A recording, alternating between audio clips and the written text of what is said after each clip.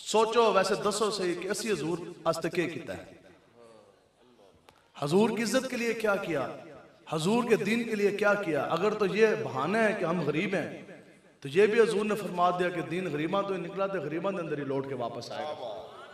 अमीरो मुजाहिदीन साढ़े सामने कोई बंदा ये कहता सी ना मैं गरीब हाँ, आप जलाल च आ जाते सन, आप कहते थे यार अमीरी गरीबी इसकी वजह तो नहीं है, आप कहते थे तेरे तो ज्यादा तो अमीर बंदा ही कोई नहीं, क्यों तेरे सीने के अंदर इश्क मुस्तफा जी है। सब तो बड़ी दौलत जो है वो तो ईमान की है, वो तो इश्क मुस्तफा की है। तो फिर बताओ जी अपने प्यो दादा असी आज इतने मजबूर हो गए। इकबाल कहता है खासा है खासान रसूल वक्त दुआ है, तेरी उम्मत पर आन अजीब वक्त पड़ा है। जो दीन निकला था अपनी वतन से बड़ी शान के साथ, आज वो परदेश में गरीबुल गुरबा है। हजूर रहमतुल्लाह अलमीन है।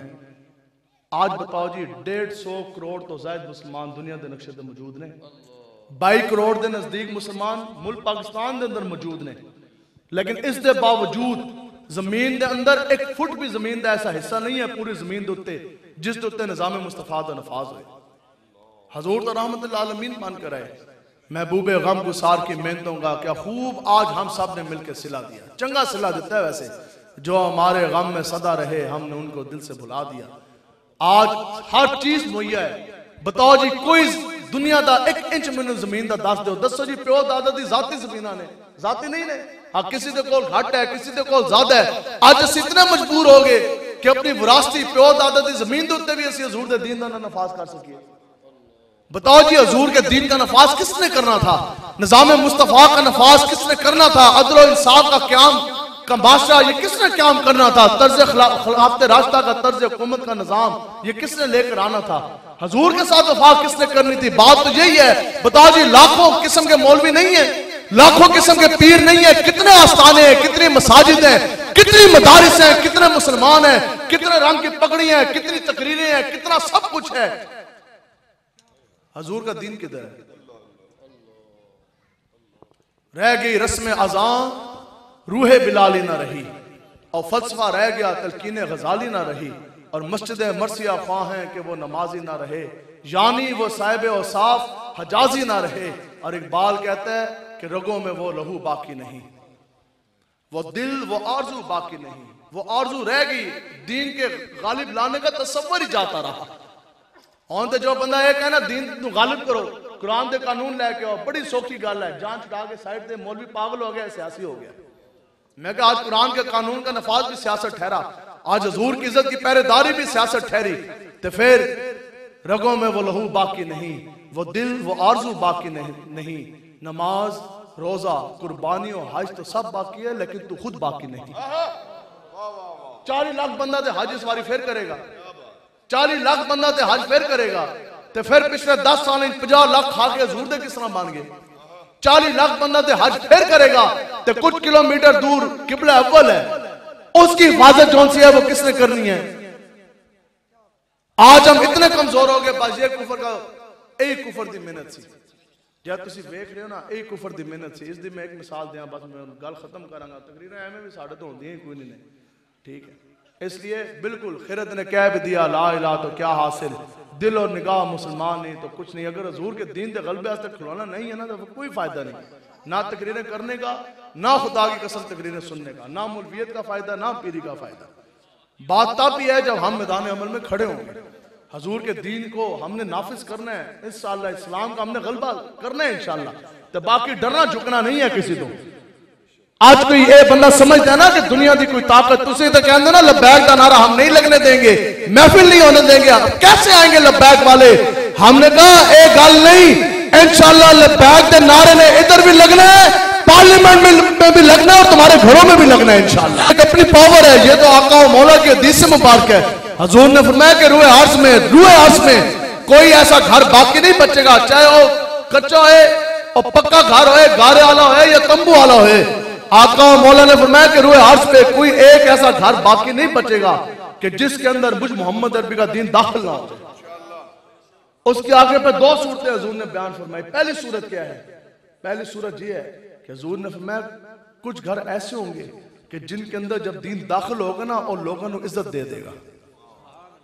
वो लोग कौन से होंगे? वो लोग वो होंगे कि जो ये नहीं कहते होंगे कि जनाब फलाना आया तो वो आएगा तो कुड़ियां नचान वाले आएंगे, मुमताज कादरी ने फट्टे लान वाले आएंगे, नहीं, वो खुश नसीब होंगे जो ये कहते होंगे आया आया दीन आया। दसो जी इंशाअल्लाह जो साडे बूहे दे अंदर साडे घरां दे अंदर इस तरह दीन आ रहा है, असी सारे जितने बैठे असी ते साडे घर वाले साडे बच्चे माँ प्यो कितना खुश होंगे, वो कहेंगे साथ बिस्मिल्लाह हो बिस्मिल्लाह, वाह जी वाह, फिर नारा लगेगा आया आया दीन आया। ते दूसरे लोग जो डका मारनगे बूहे बंद करनगे बारी, ओ ए दीन असी डकदे सा, आज ए दीन किस तरह आ रहा है। हुजूर ने फरमाया फिर दूसरी सूरत ये होगी जेरे लोग रुकावट करते सन ना, हुजूर ने फरमाया फिर मुझ मोहम्मद अरबी का दीन अपनी पावर से उनके घरों के अंदर दाखिल होगा। किस तरह कि उनको मगलूब कर कर उनको जलील कर कर दीन का डंका तो इंशाल्लाह पूरी दुनिया में बजना है इंशाल्लाह। हाँ, ये है कि आप लोगों ने अपने अंदर जौन सा है वो दीनी गैरत और दीनी हमीयत आपने अपने अंदर पैदा करनी है। आज भी खाली जो अल्लामा साहब फरमा रहे थे मुफ्ती साहब, खाली निकलन दी देर है, कुछ भी नहीं है। आज भी ऐसे निकल जाइए। बताओ जी, आज किसी एक सियासी जमात ने, किसी कायद ने, किसी एक बंदे ने फलस्तीन के हक गल की? क्यों? इन्होंने पता है जैसे आज यहूदियों के खिलाफ बोलांगे ना, इलेक्शन आ रहा है, सानू कुर्सी नहीं मिलनी।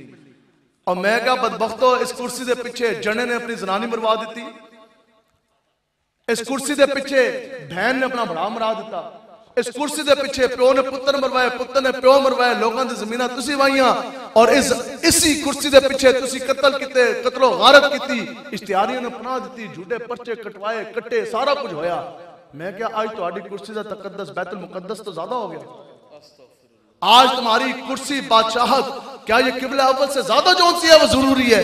आज भी किसी शख्स ने बात नहीं की। आज भी अगर फलस्तीनियों के हक में इस्राइल के खिलाफ सबसे मजबूत और अमली आवाज किसी ने उठाई है तो उस जमात का नाम तहरीक लब्बैक है। तवज्जो जी, और हमारी तरफ से ये ऐलान है, पूरे मुल्क पाकिस्तान में लब्बैक जागसा रैलियां निकली, उसका भी मुतालबा यही था। अभी 2 दिन पहले 5 नवंबर को इस्लामाबाद की सरजमीन में लाखों का ठाटे मारता समुंदर था। कई लाख लोग निकले जिन्होंने हुकूमत के ऊपर यह दबाव डाला कि हुकूमत पाकिस्तान फिर फोर सरकारी सतह पे ऐलान जहाद करे। आप इस मुतालबे में तहरीक लब्बैक के साथ हैं कि नहीं है जी? हाँ जी, सरकारी सतह पे ऐलान जहाद होना चाहिए कि नहीं? पाक फौज को इस्राइल की ठुकाई करने के लिए जाना चाहिए कि नहीं? पाक फजाइया को जंगी जहाज लेकर इस्राइल की सरहदों के अंदर दाखिल होना चाहिए कि नहीं? पाक बैरियर को और जंगी बेड़े लेकर इस्राइल की सरहद के अंदर दाखिल होना चाहिए कि नहीं? और दसो जी, मुजाहिदीन इस्लाम को, फौजियों को इस्राइल को समय हस्ती से खत्म करना चाहिए कि नहीं? फलस्तीन की माँ बहन बच्चियों के सर के ऊपर चादर रखनी चाहिए कि नहीं? और किबला अव्वल बैतुल मुकद्दस की हिफाजत करनी चाहिए कि नहीं? मस्जिद अक्सा के अंदर अल्लाह अकबर की तकबीरें बुलंद करनी चाहिए कि नहीं करनी चाहिए? यही साडा मुतालबा है।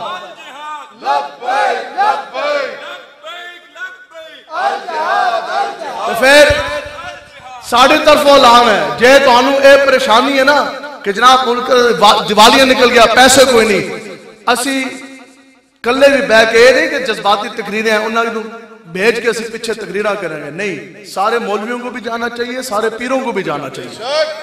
किबला अव्वल तो सब कहना, सिर्फ फलस्तीनियों का, सिर्फ फलस्तीनियों का नहीं है, किबला अव्वल सब का है। इसमें किसी को भी जौन सा है वो पीछे नहीं रहना चाहिए, सबको जाना चाहिए। साहबजादा वाला शान को भी, पीर साहब को भी, और पीर तरीकत को भी, राहबर शरीयत को भी, मौलवियों को भी, मुफ्तियों को भी, शेखुल हदीस जाना चाहिए कि नहीं जाना चाहिए? हाँ, तो कुरान दी नास ना पता हल्के हो या भारी, खफीफ या स्कील, ठीक है, कमजोर हो या मजबूत, बूढ़े हो या जवान, ठीक है।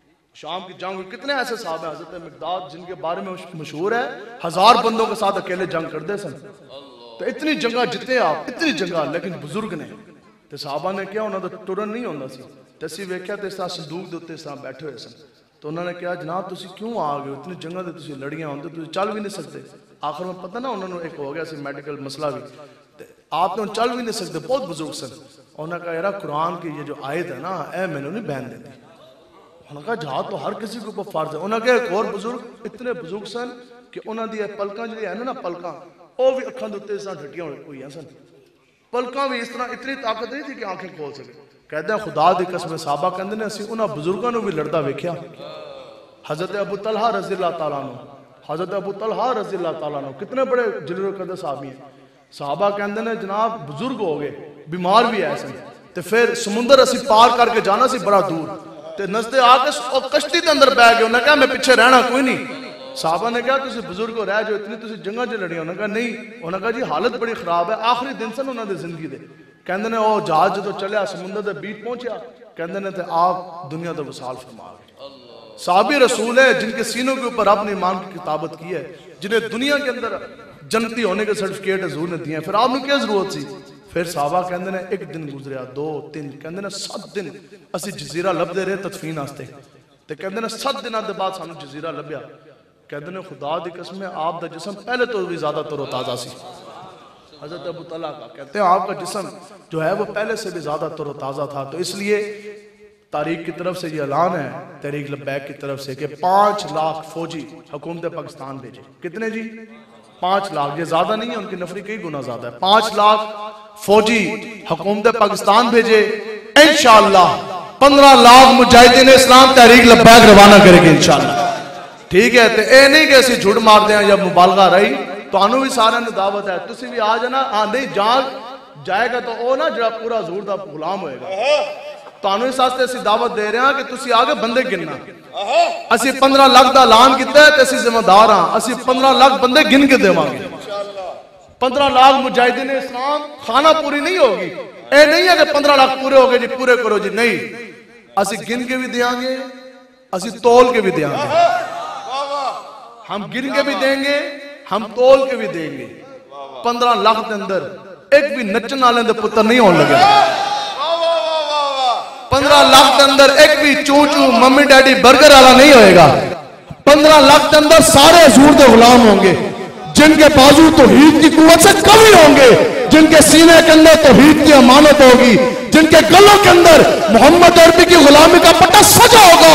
हाफिजुल कुरान, कारी कुरान, मुफ्तियान इस्लाम, शेखुल इस्लाम, उलमाए किराम, पीर तरीकत, राहबर शरीयत, बड़े बड़े मुफ्तियान किराम, सोने पगड़ियां वाले, जुल्फा वाले, दाढ़ियां वाले, चौड़े सीनों वाले, नेक मावा दे हलाली पुत्र,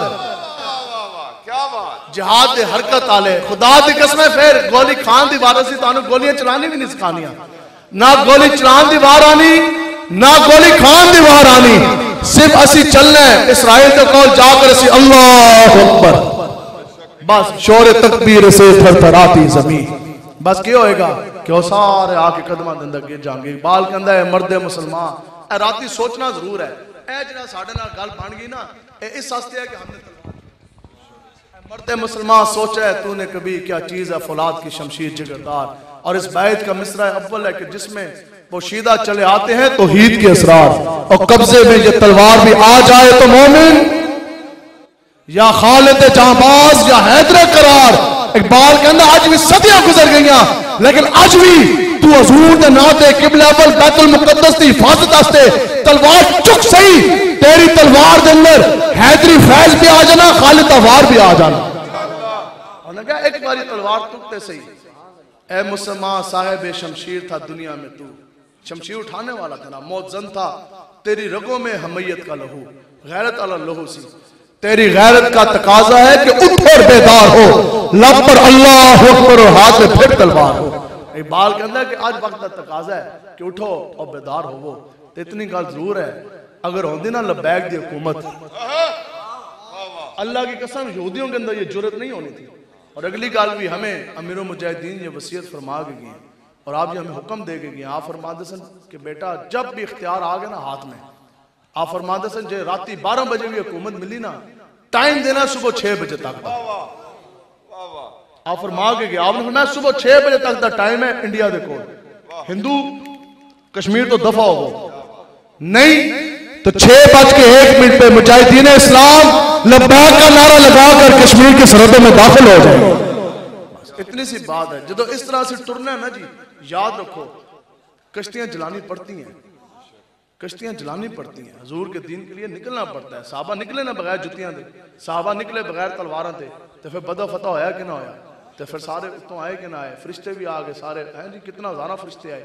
तो बस बात जो सी है, अज अस इतने मजबूर हो गए। मैंने उस दिन फोन आया एक दोस्त ने साढ़े मुल्तान तो, उन्होंने पता कि क्या उन्होंने कहा जनाब मैं मेरे बीवी ते मेरे 3 बच्चे ने, असं 5 बंदे मैनू रो रहे सन। मैनू कहते हैं कि आसिम साहब करोड़ रुपया 2 3 4 5 जितने करोड़ कोई बंदा कहता ना असं देने तैयार हाँ, सानू किसी तरह फलस्तीन भेज दो। कैसे जज्बा जहाद है, बीवी नू भी बच्चियों नू भी।